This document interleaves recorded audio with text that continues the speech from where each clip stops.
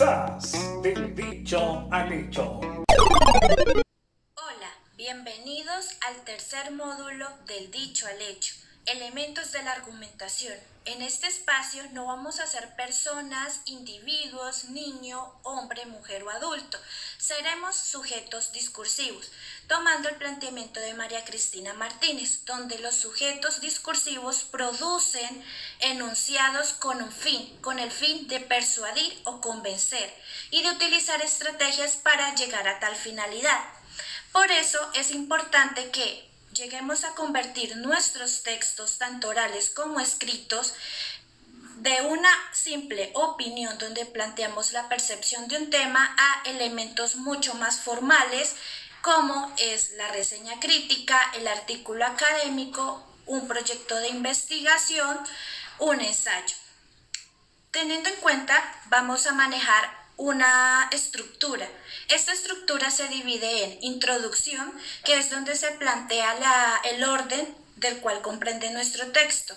Ahí vamos a decir desde dónde lo vamos a hablar, qué tema se encuentra en ese texto, cuáles son los subtemas, cuál es el objetivo que yo quiero alcanzar con ese texto. Luego vamos a encontrar la tesis. La tesis puede estar distribuida en cualquier parte del texto. Puede estar en el inicio, siendo una tesis deductiva, o inductiva, que puede encontrarse a medida de que avanza el texto, es decir, en la mitad o al finalizar. La tesis vamos a tener claro que es la idea fundamental que se defiende a lo largo del texto. Por lo tanto, todos los argumentos, todas las explicaciones, descripciones que elaboremos van a estar en pro de esa tesis. En ningún momento podemos llegar a contradecirla. Y para finalizar, 2 puntos más. Los argumentos que vamos a manejar 4. Autoridad, ejemplificación, analogía y causa. Para cerrar tenemos la conclusión. La conclusión va a sintetizar la información. ¿Y qué es sintetizar?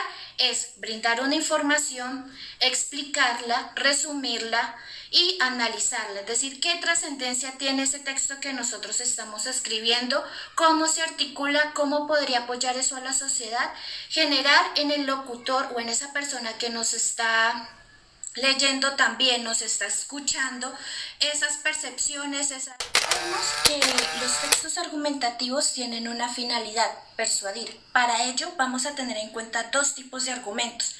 El primero es el argumento directo. Este recrea textualmente lo que dijo un artista, un pintor, un político, una institución o una empresa. Un ejemplo de ello sería la siguiente cita, abro comillas: las batallas contra las mujeres son las únicas que se ganan huyendo, cierro comillas, Napoleón Bonaparte. En el caso de los argumentos indirectos o por parafraseo, son aquellos que yo recreo con mis propias palabras los enunciados de otros o los enunciados ajenos. Esto quiere decir que yo tomo lo que dijo un artista, un pintor, un médico y lo interpreto desde mi discurso. Una ilustración de ello sería de la siguiente manera. Como lo expresó un día Napoleón, las únicas guerras que se ganan huyendo son contra las mujeres. Vamos a direccionar nuestro discurso hacia los argumentos directos. Estos evidencian una estructura mucho más definida y mucho más sólida. En este módulo veremos 4 tipos de argumentos principales. Uno de ellos es el de causa. El de causa responde a un hecho o suceso que nos sirve como ejemplo, como ilustración para darle peso a nuestro argumento. El argumento de causa se pregunta o se plantea el siguiente interrogante: ¿qué fue lo que ocurrió? ¿Qué hechos pasaron en esa situación, esa circunstancia que se está planteando o que se está explicando? Un ejemplo de ello sería el siguiente: la incursión de la mujer, tanto en la educación como en el trabajo, es cada vez mayor. Como vemos en este breve ejemplo, nos están hablando sobre el rol de la mujer en la sociedad y el rol de la mujer en el trabajo. Ahora ahora vamos a ver el argumento de analogía. En el argumento de analogía vamos a plantear una o más comparaciones. Esto con el fin de poner en diálogo ese tema o esa tesis que estamos estableciendo con otras miradas u otras posibilidades. El ejemplo de este sería el siguiente. Por lo general no hay discriminación de sexo, pero si toca viajar mucho se prefieren hombres o mujeres solteras, porque la mujer puede tener dificultad para desplazarse. Esto implica que vamos a comparar que a la hora de desenvolverse, tanto jóvenes hombres como mujeres dentro de su situación laboral prefieren un perfil masculino porque atiende a otras necesidades, mientras que las mujeres que ingresan con un hogar o con una estructura de familia van a surgir situaciones personales a lo largo de ese trabajo y va a tener que ausentarse por un tiempo. Entonces ahí vemos que están comparando el rol de los dos géneros. Argumento de ejemplificación. El argumento de ejemplificación son hechos concretos, anécdotas, historias basadas en la vida real que sirven para darle ese toque afectivo mediante la argumentación, es decir, para lograr mover las emociones o las sensibilidades de esas personas, de ese auditorio o de esos lectores.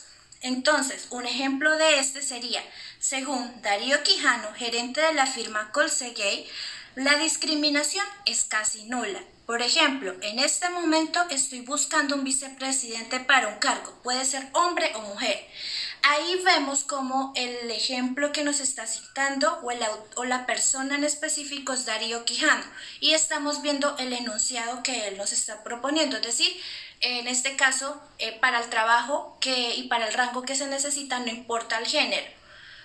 A diferencia del argumento de autoridad, por ejemplo, se relaciona mucho con los argumentos directos. ¿Por qué? Porque son las citas de personas famosas o expertos que han hablado sobre ese tema. Los argumentos de autoridad, vamos a ver el siguiente. Según fuentes del ICFES, en 1991, el 51.1% de las personas que lograron una educación superior técnica, tecnológica, universitaria y posgrado fueron mujeres. En este caso, el argumento de autoridad, la fuente directa o la fuente que está enunciándose es el ICFES.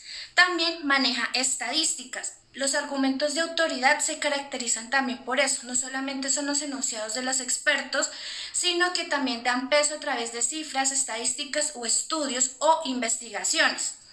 Entonces, planteamiento de las preguntas, ¿cómo identificar los tipos de argumentos? En autoridad, ¿quién es la fuente? ¿Qué está diciendo? En ejemplificación, ¿cuál es el ejemplo dado o cuál es el caso que está planteando? En analogía, ¿qué se está comparando? Y en la causa, ¿cuál es el hecho que se está planteando? El efecto sándwich en la argumentación nos quiere dar el siguiente ejemplo. ¿Cómo debemos explicar o introducir las citas de autoridad? ¿Cómo desarrollamos la idea principal o la tesis que vamos a defender y cómo la vamos a articular con las citas y con las ideas secundarias y terciarias? Para esto vamos a tener en cuenta esta metáfora. El efecto sándwich nos permite tener una idea muy organizada de los párrafos. Como ustedes ven, el sándwich tiene pan, queso, jamón y pan. La primera fase la conocemos como el planteamiento de la idea principal o de la tesis. Una vez que planteamos esa idea principal o estamos diciendo de qué vamos a hablar en ese párrafo, después podemos introducir una cita menor de 40 palabras. Esto con el fin de que sea más precisa la información y no quede tan extensa. Va entre comillas esa cita y al lado su referencia. En últimas, tenemos la explicación de la cita, es decir, cómo se relaciona esa cita que yo estoy planteando ahí con esa idea principal. ¿Por qué escogí esa cita y no escogí otra? A eso le llamamos el efecto sándwich.